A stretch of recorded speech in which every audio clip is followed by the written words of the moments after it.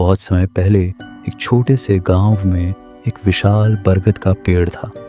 गांव वाले कहते थे कि उस पेड़ के पास रात में जाना मौत को बुलाने जैसा है। कोई नहीं जानता था कि ऐसा क्यों कहा जाता है, लेकिन हर कोई उस चेतावनी को मानता था।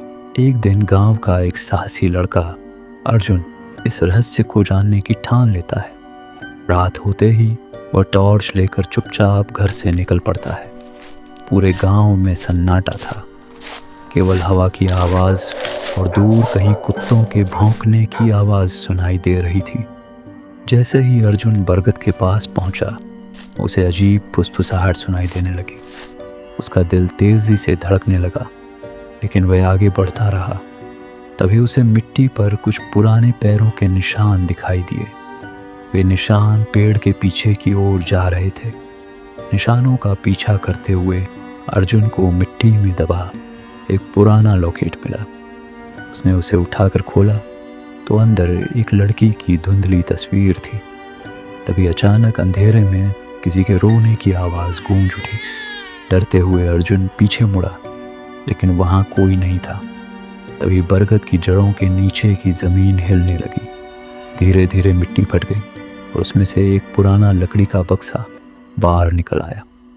अर्जुन ने कांपते हाथों से बक्सा खोला। अंदर कुछ पुराने पत्र और गांव का एक नक्शा था। पत्रों को पढ़कर उसे पता चला कि कई साल पहले गांव की एक लड़की रहस्यमय तरीके से गायब हो गई थी। गांव के कुछ लोगों ने सच्चाई छिपा दी थी और किसी को उसके बारे में कुछ नहीं बताया। अचानक अर्जुन ने महसूस किया कि कोई उसे देख रहा है। उसने सिर उठाया तो बरगद के पीछे एक सफ़ेद साया खड़ा था। लंबे काले बाल, सफ़ेद कपड़े और उदास चेहरा। वह साया धीरे धीरे उसकी ओर बढ़ा। अर्जुन डर गया, लेकिन भागा नहीं। तभी उसे समझ आया कि वह उसी लड़की की आत्मा थी जिसकी तस्वीर लॉकेट में थी। आत्मा ने बिना कुछ बोले बरगद की जड़ों की ओर इशारा किया। वहाँ और सबूत छिपे हुए थे। अगले दिन अर्जुन ने सारे पत्र और सबूत गांव वालों को दिखा दिए। सालों पुराना रहस्य सबके सामने आ गया। गांव वालों ने इन लड़की की याद में पूजा करवाई और उसकी आत्मा की शांति के लिए प्रार्थना की। इसके बाद बरगद के पास का डर खत्म हो गया।